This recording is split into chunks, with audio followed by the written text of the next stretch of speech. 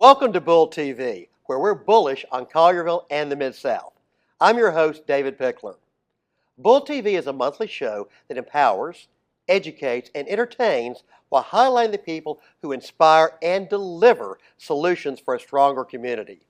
Bull TV is presented by Pickler Companies and is proudly produced by the students of Collierville High School. We invite you to watch our show at www.bulltv.show,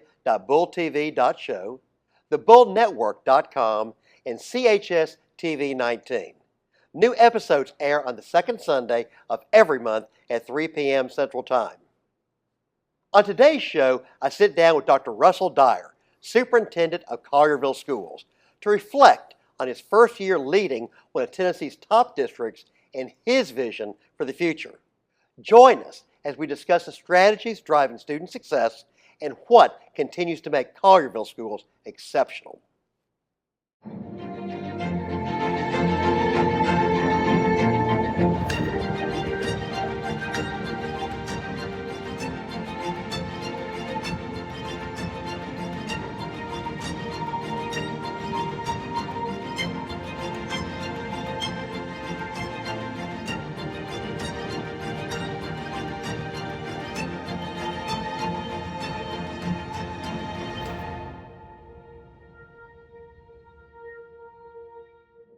Today I'm joined by Dr. Russell Dyer, Superintendent of Collierville Schools.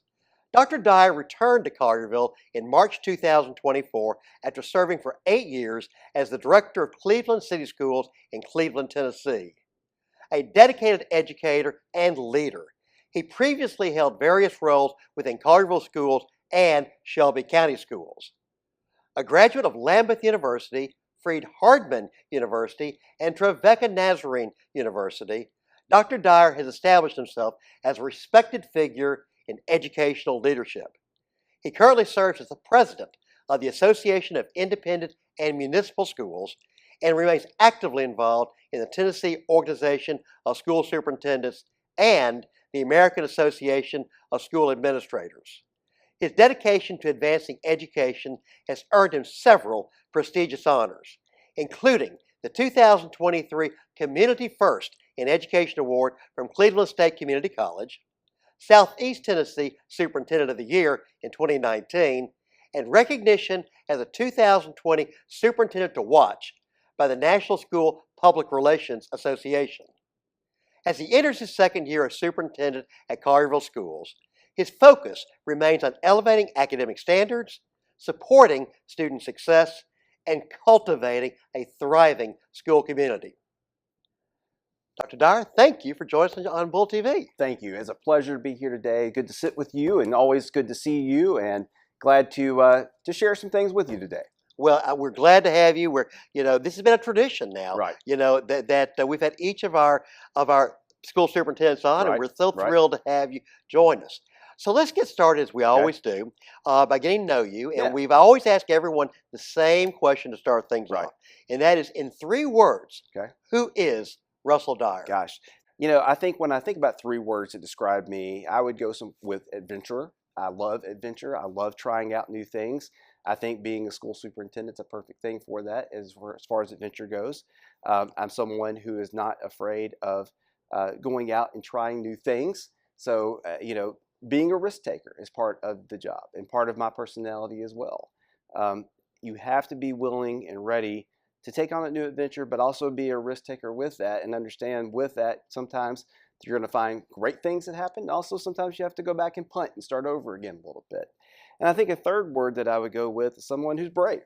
I'm not worried about, always making myself look the right way. I think it's about getting out there, trying new things, being a risk taker, and being someone who's just willing and ready to jump in and get the work done. Boy, those are 3 amazing words. And when you're really thinking about the type of leader that you are and the type of example that you're trying to set for others, then those are great words. Now, I'm going to throw a little hidden question in here because in our conversation, you were talking about risk taker and brave and adventuresome. And you were just talking about an experience you had just a couple of weeks ago that maybe exemplified all 3 of those things. Well, yes. A few weeks ago, several superintendents had the opportunity to go out to the USS Abraham Lincoln. And the Navy took us on what's called a Navy embark. And we had the opportunity to go out, fly on an Osprey out to the Lincoln, which is about 200 miles off the coast, land on the ship, and take part of full operations on the ship. So everything other than going to the nuclear reactor is pretty much what we saw. And Wow. we got to be on the deck watching qualifying pilots land both during the daytime and in the evening. Quite an adventure, but the whole premise for that was really trying to open our eyes to what kind of career and technical fields are inside the Navy for our students. So now I'm going to have the opportunity to come back to the high school here soon, and we're going to pull our aviation students together, and I'm going to have the opportunity to speak to them about what I experienced and what I was able to observe and feel that day. That's such an amazing opportunity. It really We is. talk about that. I had a similar experience on the USS Ronald Reagan a few years ago, but when you talk about adventure, Right. and we think about all the ways our children learn, our Right. students learn, Right. then having those experiences, opening yourself up to what we could refer to as the power of the possible, I agree. very, very important. I agree. Life's an adventure, and that's the way that my outlook is on so many different things. You're not guaranteed what the next day is going to bring. So live it up the day that you're living today. Experience all that you can. Take it all in and enjoy where you are. And really let that soak through and become part of your personality. Let it become just your being. Right. And in leadership, in the job I have, I understand every day can be a different day. You go in with an agenda for the day. You think you know what's going to happen. And then things happen around you that you have to react to at times. And that's part of the fun with it too. But being an adventurer is both in my personal life. Anyone who follows me on social media knows I love to travel, national parks and all those great things, and hike and explore. But also, it really does fade into my everyday life as a school superintendent as well. So I like bringing those pieces together. I love it. Well, obviously, you and I have known each other for many, many years. Right. Going back to the days of legacy Shelby County Right. schools. Right. But I know that you went on a personal adventure, a professional adventure, did. for about 8 years I did. in Cleveland City schools. Right. So tell me a little bit about what inspired Dr. Russell Dyer to come back home Yeah. to Collierville Schools after your time in Cleveland. Well, we do go back quite a few years, and Shelby County Schools is what I consider my professional home. That's where I got started as a teacher and then a later administrator. Then, of course, we came to Collierville Schools. And, what got me to Cleveland was honestly, I was part of the Tennessee School Board Association's Prospective Superintendent Academy and met great professional colleagues and friends there. And being part of an adventure, tying back to that, I knew that area because of the Ocoee River and the mountains. I've been hiking and canoeing and everything over there a long time. And when that job came open, I thought it was a good time for me to maybe go see how other people do school business. Mm-hmm. And that was I believe truly, one of my best decisions I've ever made. And go just to be able to go see how others think about schools, how they build, how they interact together, how the business world works, really has opened my eyes to other possibilities other than just what I knew from Shelby County. Mm-hmm. Now, when this job came open this year or last year, I'd been in Cleveland for 8 years, and I just had a strong appeal to come back home. And I've been gone for almost 8 years. I missed quite a few people that I had grown up professionally with here. I have family in Jackson, Tennessee. It's just closer to everybody. But also, I just felt a strong inkling that this is where I was supposed to be. Yeah. So going into the process of interviewing and putting in the paperwork, I honestly just felt at ease all the way through the process. And, I'm glad it worked out the way it did. If it did not, then someone else was appointed. I was going to 100% support them, of course. But I am ecstatic to be back. This is home for me. I feel comfortable here, and it's a good to be back in the Collierville community again. Well, we're glad to have you. Thank you. And it's always, as you talk about, our professional home in the old Shelby Right. County schools. I think one of the first events that you were able to attend last year was our Evening of Excellence. I was. Where we I recognized was. the teachers, and it was such an amazing experience, feeling like we're bringing the band back together, I at agree. least for one night. I agree. And that was fun because that was really the first time I was able to see all the other superintendents and board members that I knew that were used to be part of the Shelby County family from other school districts. So it was really sort of a homecoming night for me about a month into my time of being back last year. Fantastic. So now that you've completed your first year, what would you say has been the most rewarding part of that first year as superintendent? I'm going to obviously go with the word relationships. That's the most rewarding part for me. I love being in our schools, Hmm. and I love walking the hallways. I love speaking to our students in the cafeteria, to our staff in the hallways, visiting their classrooms. I like being out where our people are. And, you know, that's where I get my energy. That's where I get my want to every morning to Hmm. get up, get going, and make the decisions that are best for the school system moving forward. But to me, that's the most rewarding part is, my favorite time to visit a school is during cafeteria time because I can get in there and sit down with a group of kids and really get that feedback and get that energy. But also I can stop by the teacher lounge or whatever and see our teachers and staff as well. So feeding off of that is something that's really important. That's fantastic. And I can see that being hugely rewarding for It someone is. who is relationship driven. Right. So when we think about, I guess, a broader picture of Right. leading Collierville schools Right. now, what excites you the most about where you are now leading this school district at this time? Yeah.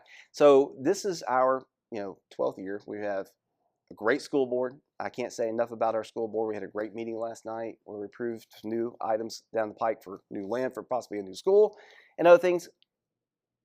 That's a huge part of the Collierville experience for me.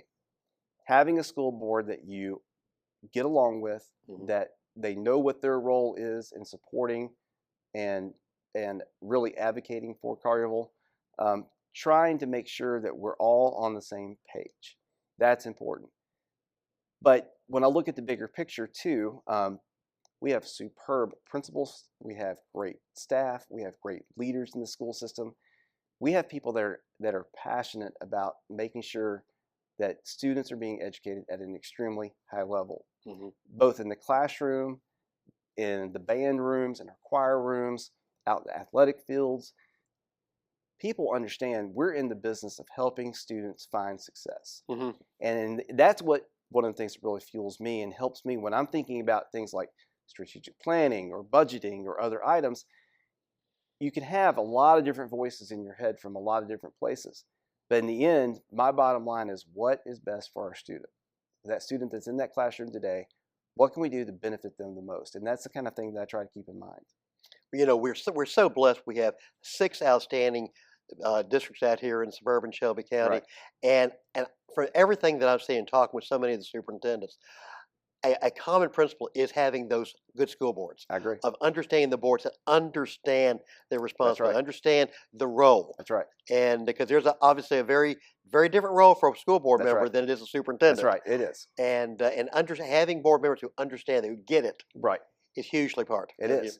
And, I talk about this and brag on our board all I can because not because they're my boss, which they are, they support me, but truly, I mean, you don't see that everywhere you go across the United States. And I meet superintendents from all around the country and have great relationships with them. And unfortunately, they don't have that kind of experience everywhere.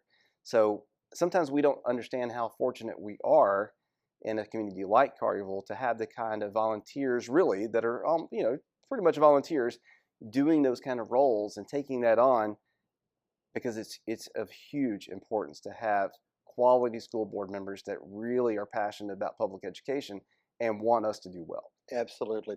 So, Dr. Dyer, when you approach the decision making that you Right. have to make on a daily basis, then when it comes to balancing academics, student well-being, extracurricular, how do you formulate your process for Yeah. making those great And decisions? you're exactly right. It's not just one dimensional. It's a multi-dimensional task in most items. So when you're thinking about budget or you're thinking about a decision that's going to be crucial and make a difference in people's lives, you really want to think through that process Hmm. deeply. And I try to have as many conversations as I can with the people who are going to be part of that, or at least representatives of those different groups to make sure that I get a good picture of where we are.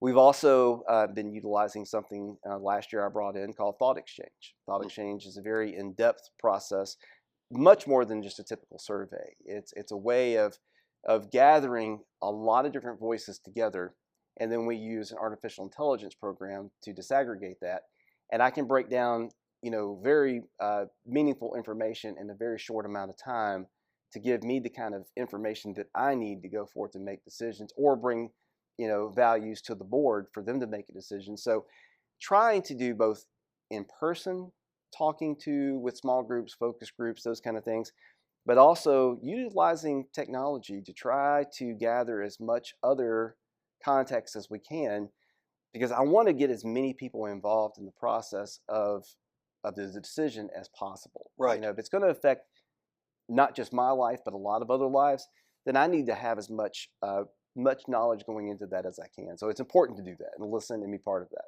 Yeah. You talk about AI. Right. And I mean, obviously, we are today living in a world of exponential change. We are. And so I'm sure that as technology has been evolving and, Right. and multiplying and exponentially, Right. it's been affecting decisions you have to make as well. Oh, absolutely.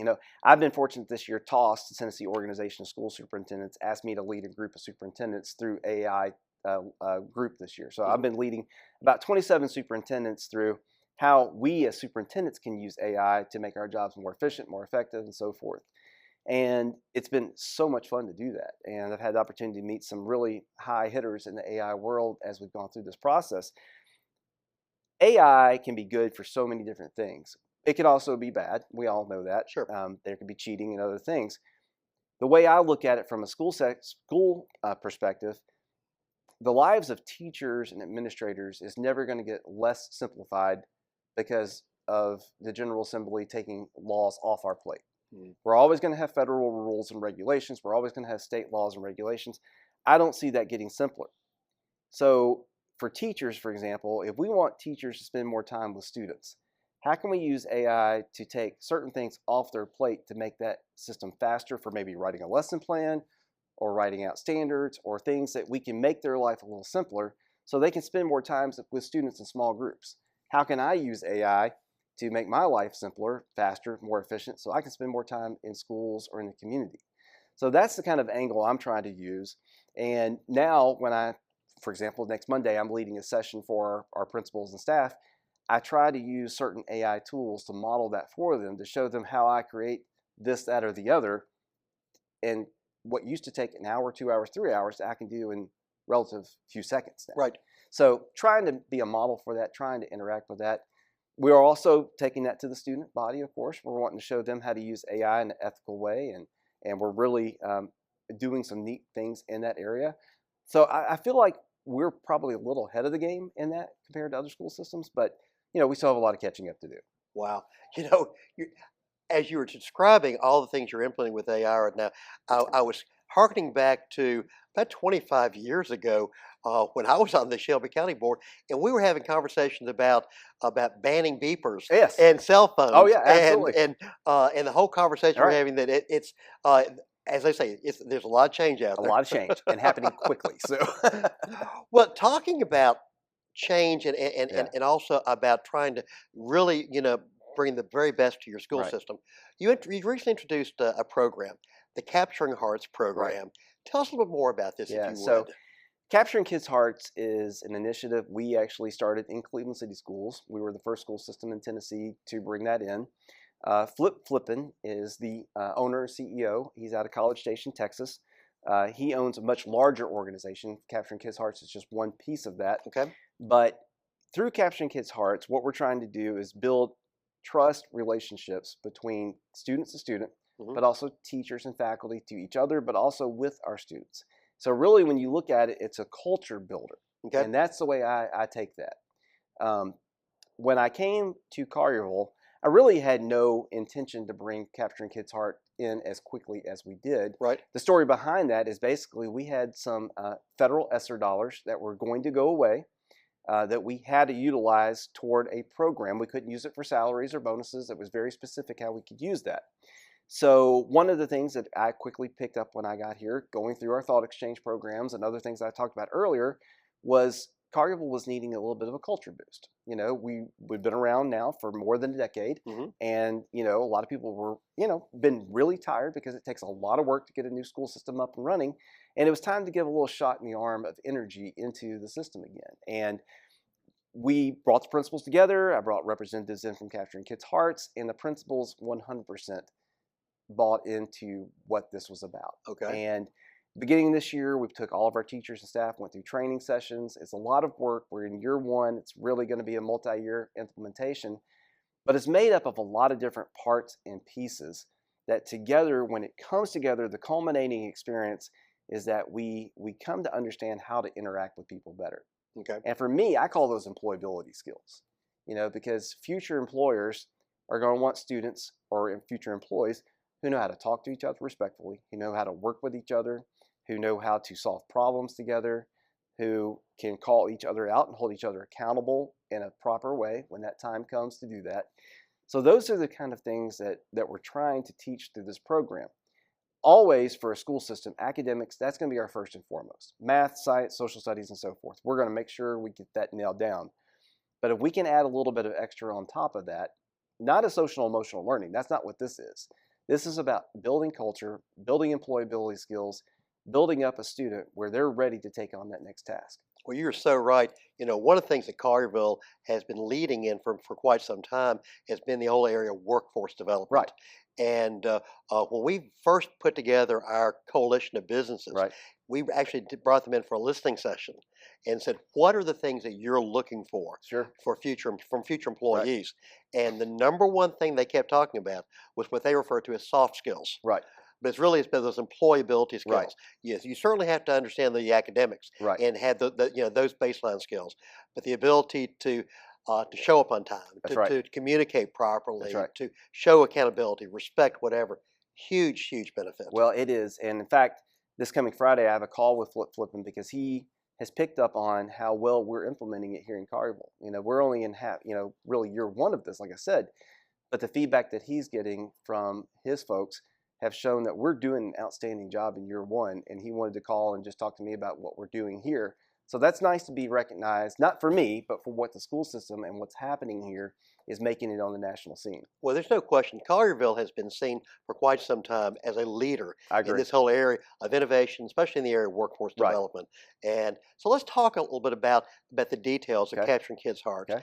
And so talk to me about the model, the Excel model, and yeah. what does it really look like in practice? So with the Excel model, what we're trying to do is put together a way of implementing meetings or the classroom experience where it fits within a certain parameter. Yep. We want to start with engaging students at the start. So starting off with good things, which sounds like something that's kind of,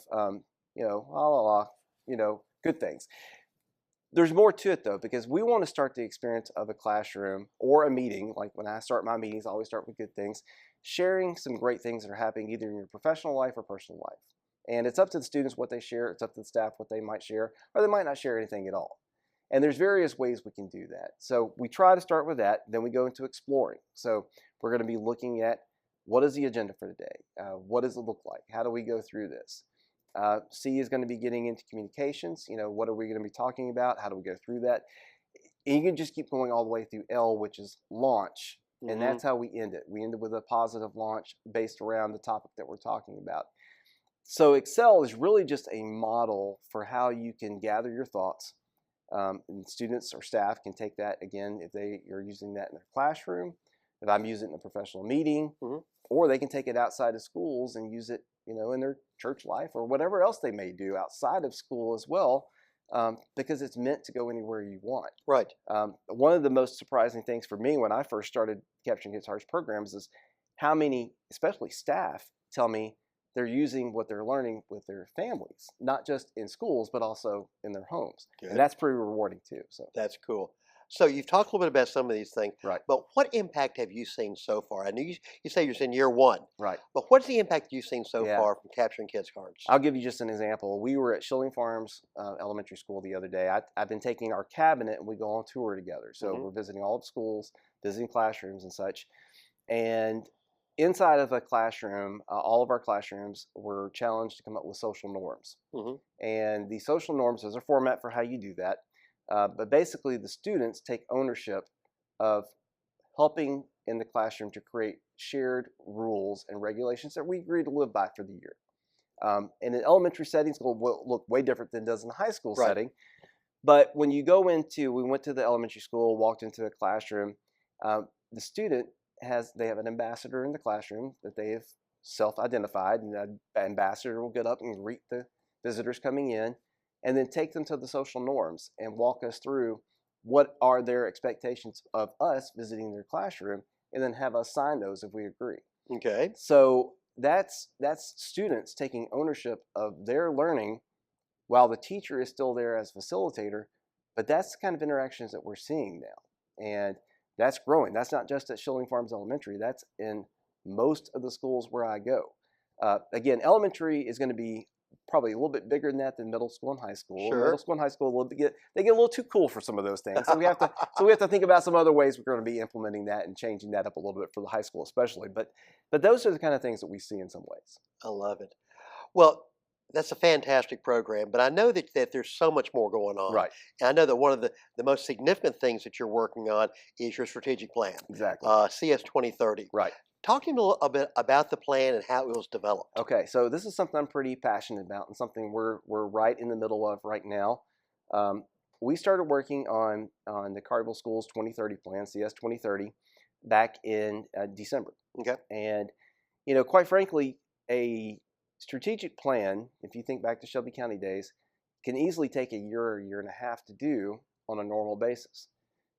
But as I mentioned, we've been heavy in AI, doing things that speed up the process, and because of that, we're going to do a full strategic plan in about 6 months. Okay. Because we've been able to use Thought Exchange and some of those other tools that I've shared. Now, going back a little bit, Tennessee SCORE, came out with the TN 2030 plan, and I read through that and was fairly impressed with work they had accomplished in that after I read through that. And that gave me some ideas, but I've also been doing a lot of reading. I'm a big reader and read a lot of journals, especially. And strategic planning is something I'm very passionate about, because we have to know what our goals are. We have to know where to set our eyes, our money, our attention to, because we can't be about everything, in a school system. We have to be very specific about what we're going to be for and what we're going to go after, because money is not something that just grows on trees. We have to be very specific about that. So we broke this down into really 3 different silos. So we're looking at college and career readiness, we're looking at life readiness, and we're looking at educators. And then on the side of that, we're also looking at communication and branding. So those 3 pillars are really going to form the foundation for what our new strategic plan will be. And we're right in the middle of that now.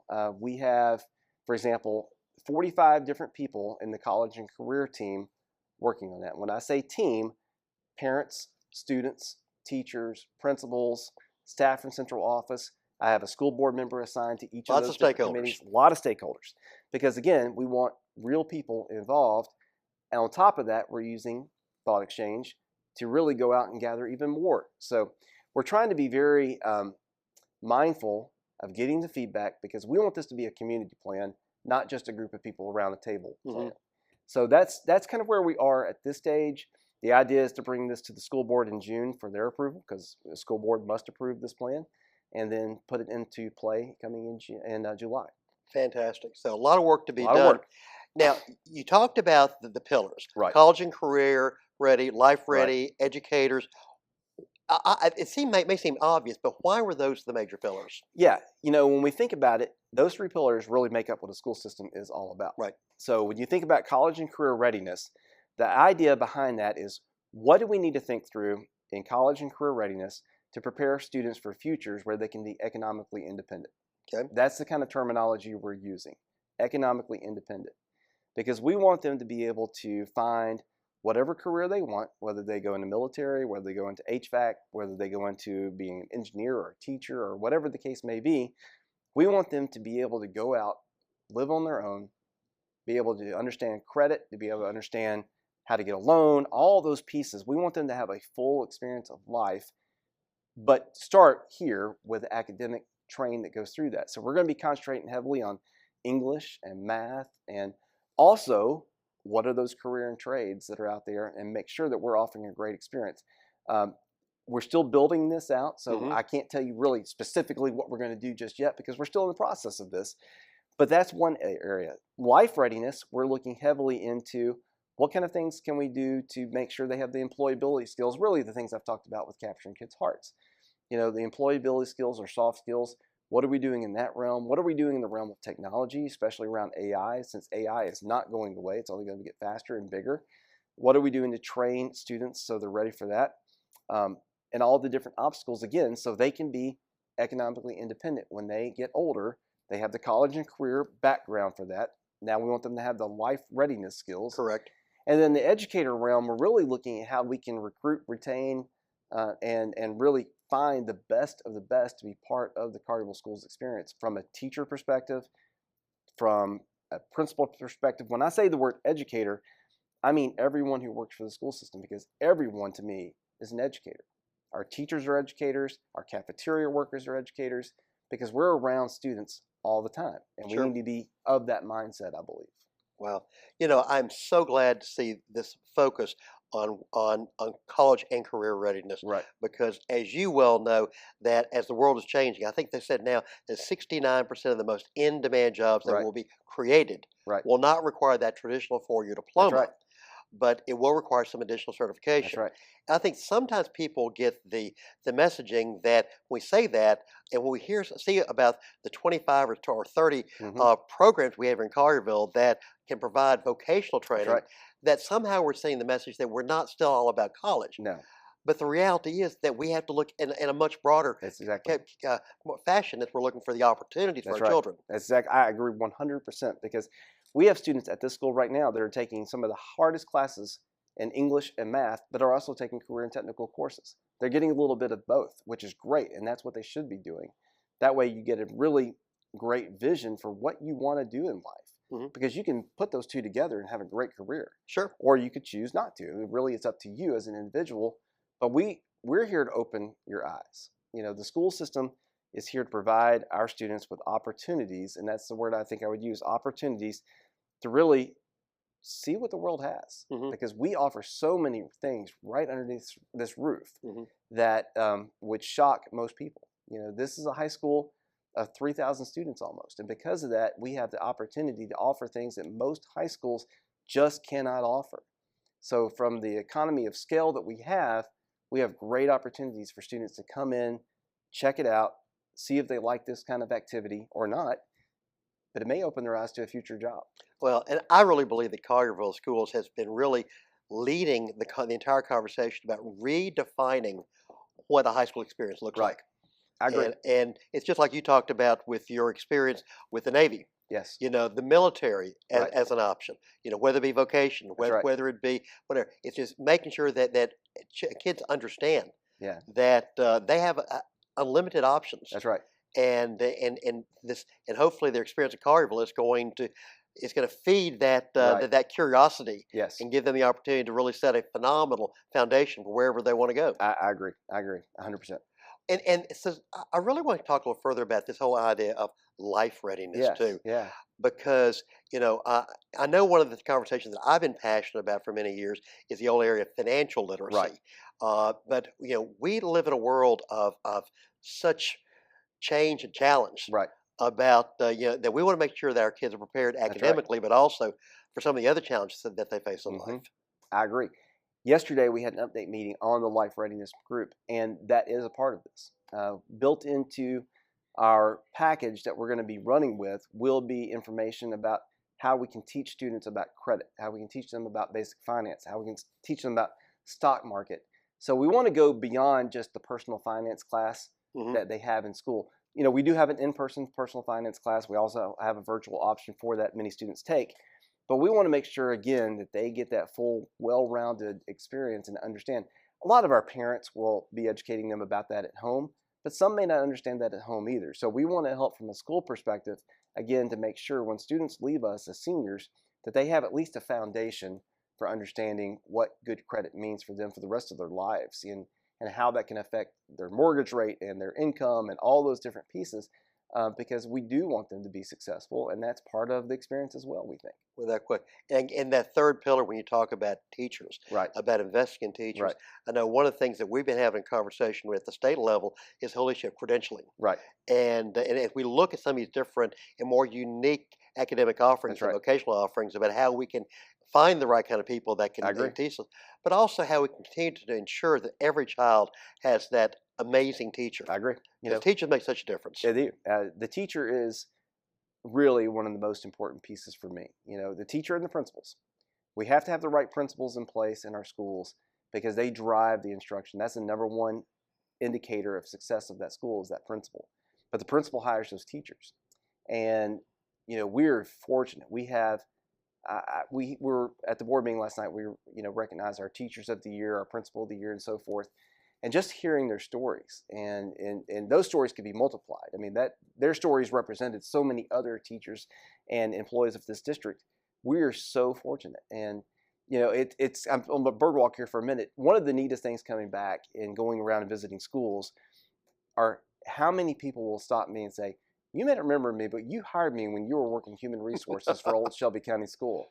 And I'll say, yep, I do remember you. I recruited you from this career fair, wherever I was.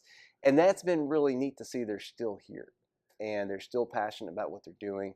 So it's fun. It's great to get out and visit with our teachers and hear their stories and see their passion for both teaching, but also all the other pieces they do.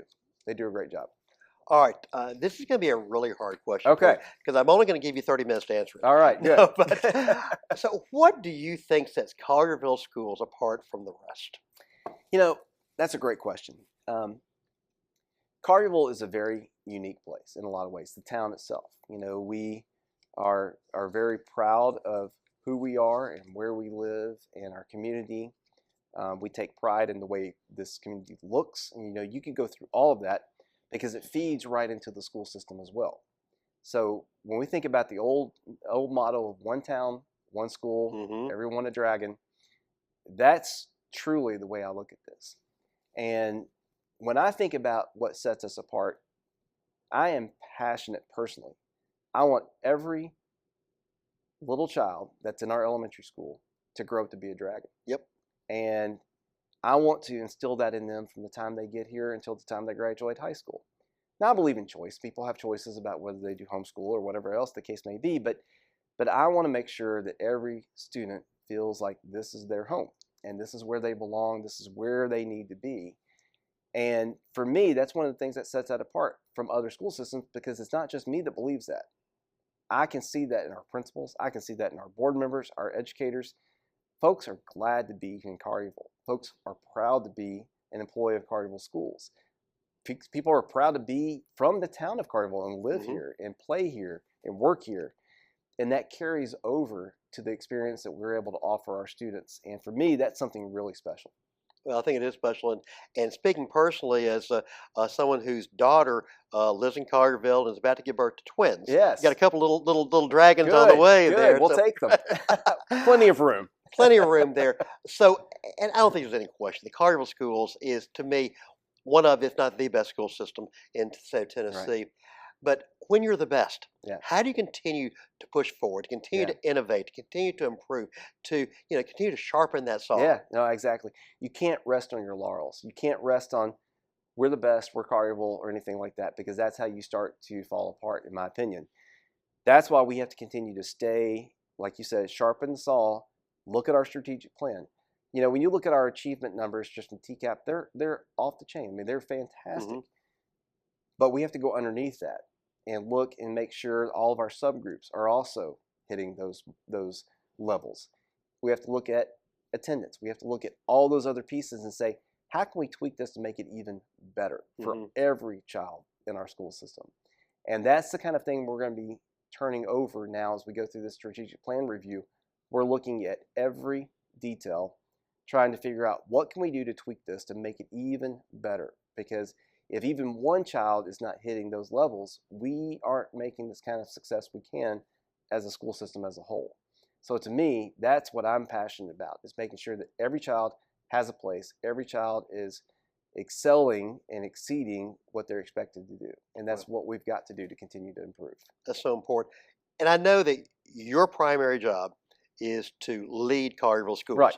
But I also know that you have a leadership role with, again, the Association of Independent and Municipal Schools, AIMS, and you've been deeply involved with the AASA for many years. Yes. So how do you see Collierville Schools actually shaping the future for the state of Tennessee and maybe even America? It's interesting. You know, this year I am the president for the Association of Independent Municipal Schools here in Tennessee, and That's an honor to do that. We have great community schools in this school system or in this state, and it's fun to be part of that because I get to see what other school systems are like. And we're having our conference coming up in April, and we'll be able to get together and chat and talk. And you know, municipal school systems are doing really innovative things. I think Collierville is one of the most innovative out there. Of course, I do. I'm the chief cheerleader for Collierville Schools, so of course I've got to say that.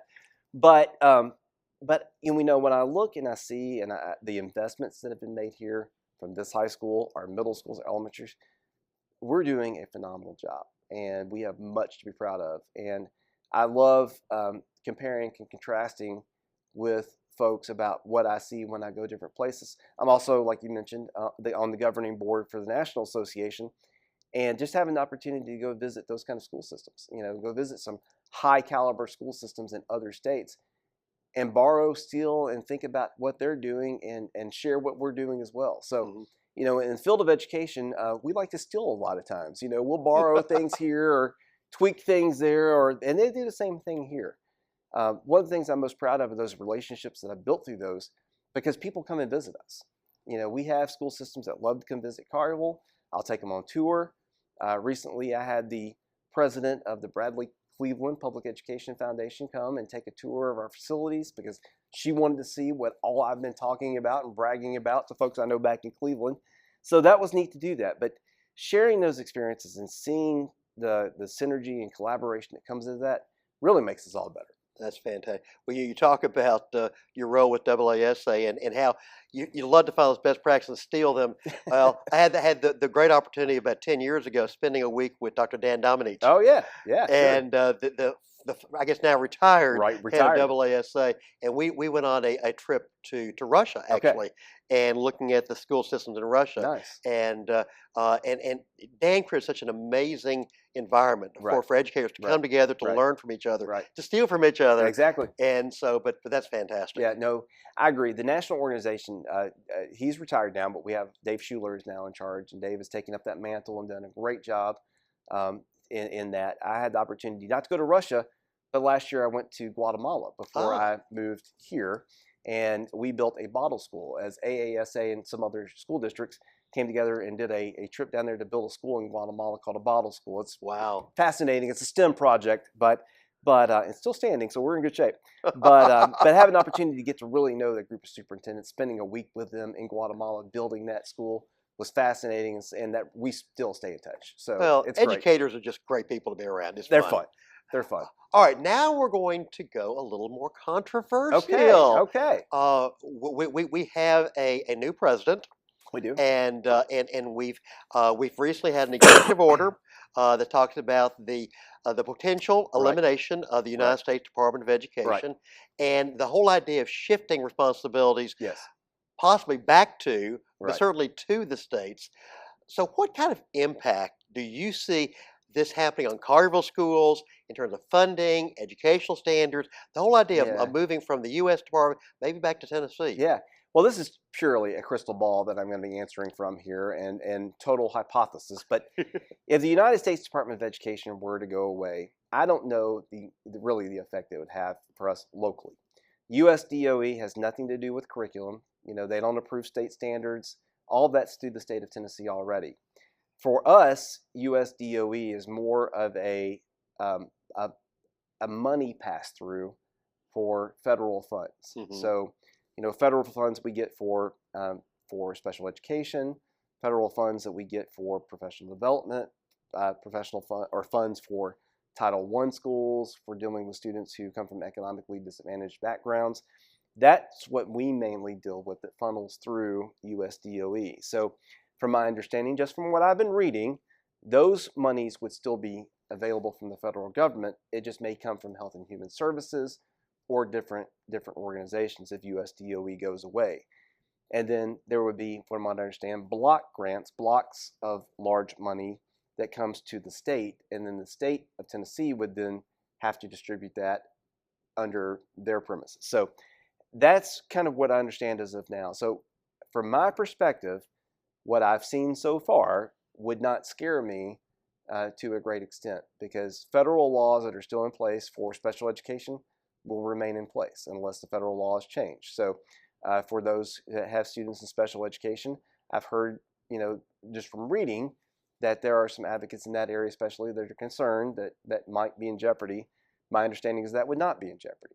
So it's just a matter of, if they dismantle that bureaucracy, there would still be all those different check marks and safety nets in place. They just may be scattered to different winds. And we'd have to, that would be the hardest part, I think, for a school system or for a local LEA, is trying to then navigate the bureaucracy to figure out what went where.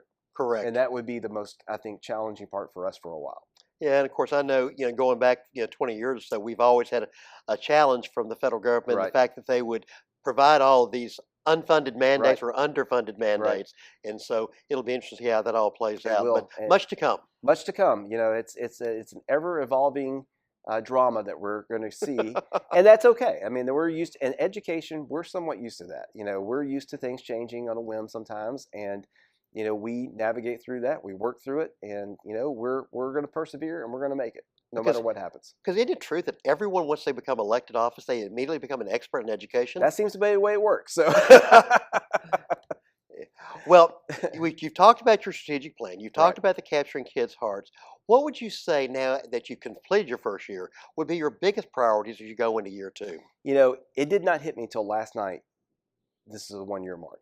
Last night at the board meeting, it hit me that this is my first back in the next cycle of doing this again. So, as I really truly think about the second year that we're now in for my time being back, my eyes are set, of course, on the strategic plan. That's going to be number one. But really, the kind of thing I'm looking at is, how do we take that plan and put it to life? And I don't mean just interacting and making it look pretty and going out to Rotary Club and such and speaking about it, but how do we really, truly make this come to life? How do we make sure that we're funding it at adequate levels? But I also want to figure out, how do we measure what we treasure? How do we determine what our return on investment is? And take it from not just, here's a strategic plan, here's this thing we're going to roll out, it looks nice, it's pretty, all these kind of things, but how do we know it's actually making a difference? Yep. And that's the kind of thing that I'm passionate about, is trying to figure out, how do we make a difference? How do we make sure that what we're saying is what we're doing, and what we're doing is making a difference? And if it's not, how do we backtrack and fix that? Perfect. So that's the kind of thing that I'm going to be spending a lot of time on.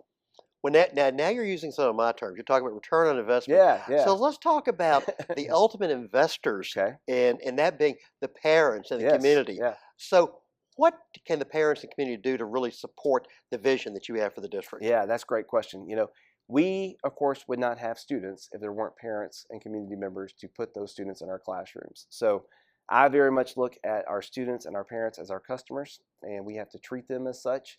And by doing that, I mean treat with respect. Right. And, we respect the right of parents to be parents, and we respect the rights of students to be students, and community members to have that input, because they're taxpayers. They may not have kids in our system, but they pay taxes for the system. And, I'm very mindful of that. And that's one of the reasons that I'm big on getting that feedback, and not just restrict it to a certain group. We want to get feedback from as many people as we can, because it's so important that people understand and support our schools. I recently had the opportunity to speak to the Rotary Club, and a gentleman afterwards came up and said, I had no idea. I was talking about career and technical fields that we offer here. He said, I had no idea. I had no idea of the offerings at that high school. He was so impressed by what we do. And he's a retired gentleman here in town, has no children or grandchildren in our school system. So it's those kind of engagements are really important. So I would just say, if anybody in the community would like me to come speak to your church group or a work group, or come to your office, I would be more than happy to do so, and talk about the great things happening in Collierville schools. And there's a lot to talk about. A lot to talk about. There is. So we've talked an awful lot about your role as superintendent and the great things happening in the school system. But let's take it a little more personally. Okay. So what does success look like for Russell Dyer? Yeah. Okay, that's a great question. It's easy to say, for example, strategic plan, we can check it off, we did that. That's the easy answer. For me as a person, I don't know, I see life as a journey. And I see it as a long hike. You know, I'm a hiker. I love that stuff. So being outdoors, being on the bike, whatever it may be, life is a journey. And for me, success is just being able to take it all in. Yep. And not sweat the small stuff, because there's always going to be small stuff. But realize those bumps on the road make you stronger, more resilient, and help you to really fine tune what success looks like long term. And I think that's the answer I would go with. I don't get so caught up in the short term. I want to look more long term. What's coming down the horizon? How can we find success? How can I find success as a person, but also as a leader of this organization? Love it, love it. So let's bring it down here, and here we are filming inside this amazing high school. Yeah. And Yeah. with these great kids. So what message would you have to the students of Collierville High School when it comes to leadership? You know, that's a great question, and I'm amazed when I walk these hallways. I really am, and I'm not just saying that. I really, truly am amazed. We have some of the sharpest students that I've ever met in my life walking this high school. And a lot of it's because of their parents, but also because of the education they've had K through 12 coming this direction. So when I think about talking directly to our students and talking about leadership, my main message I usually give them is make sure you know who you are. Know yourself. Know thyself, all right? Know who you are. Know what makes you tick. Know what makes you passionate. Know what you're passionate about. And don't be afraid to be your natural self. And then go out there and do your job. Yep. And you know, you're going to fail. There are going to be times you just have to understand that. Pick yourself up, dust yourself off, and get back after it again. Because if you stay down, you don't get anything accomplished. That's right. So I'm very passionate about that. I really believe in dust yourself off, get up, and let's get back after it again. Well, get back on that bicycle and That's exactly it. keep going through that national park. You got it. You got it. I love it. Exactly right. So last question. And as far as I'm concerned, you're just getting going good. Okay. But when you look back in many years and you look back on your career, what would you hope would be the legacy of Russell Dyer? Oh my goodness, that's a great question. You know, I'm nowhere close to retirement, but one day I will be. We all will be, and that will be a great day at some point. But when I look back, I want to see that I made a difference. Not just on a large scale, but also the small scale. How did I make a difference in the life of a child, or the life of a teacher, or the life of a principal, or whatever the case may be? Don't just look at the grand scale of things. You know, you can go to the Grand Canyon and look off the side, and it's huge. It can be overwhelming. But when you get down to that small trail and you're walking on it and you notice something that really stands out, that makes a big difference. And that's the kind of thing I look at, is how can I make those small differences along the way that add up to maybe something much larger? Love it. This has been amazing. Thank you. I really enjoyed it. I mean, thank you for joining us. Thank you for sharing your journey. Thank you for also sharing your vision for Collierville Schools. I mean, the passion, the dedication that you have to this district, to these students, to the teachers, the entire community is incredible. Thank you. It is so inspiring. And I really appreciate the very meaningful impact that you're making for everyone who's involved with our schools, because we all know, and I remember the words of our former longtime mayor of this town, you know, that Collierville is here because of the schools. And Herman Wright Cox, for years you said, it's the schools, it's the schools, the schools. Right. And thank you for what you do for our schools. Thank you. I appreciate it. Thank you as well. Thank you.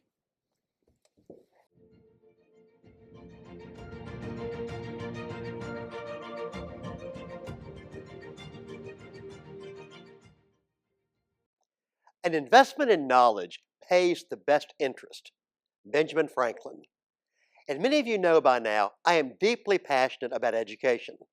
While my day job is serving as a wealth advisor and an attorney, I've dedicated much of the past 40 years of my life to the concept that public education is the cornerstone of our democracy.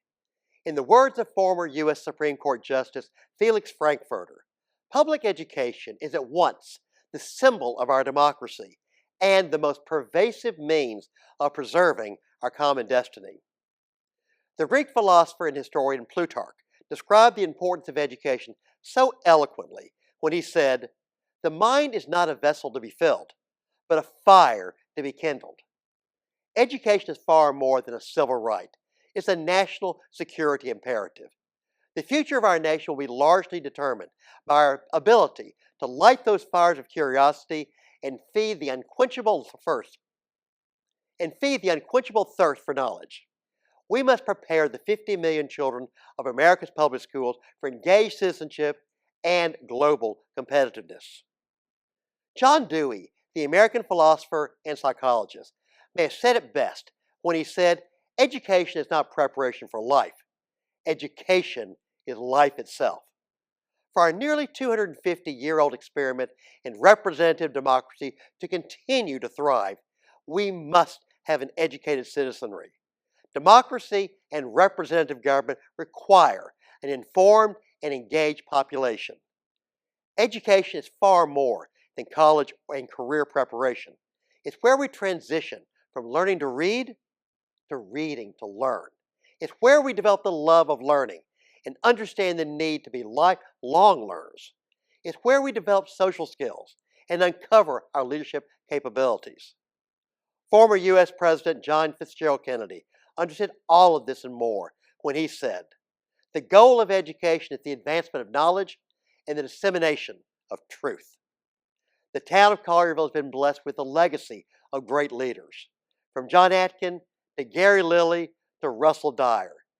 The common thread that binds each of these amazing men is an absolute dedication to academic excellence and student achievement. Each of these men forged unbreakable partnerships with community leaders, and each brought a spirit of creativity and innovation, and each has achieved incredible successes for all the stakeholders of Collierville Schools. We are fortunate indeed to benefit from the strong moral direction and inspirational leadership that each has provided, and that Dr. Dyer continues to this day.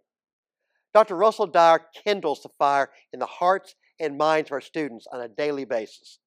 The collective fire from our students has long established Collierville Schools as an educational beacon for our region, our state, and our nation. May God bless the work of Dr. Dyer, his leadership team, and all the teachers and support staff of Collierville Schools.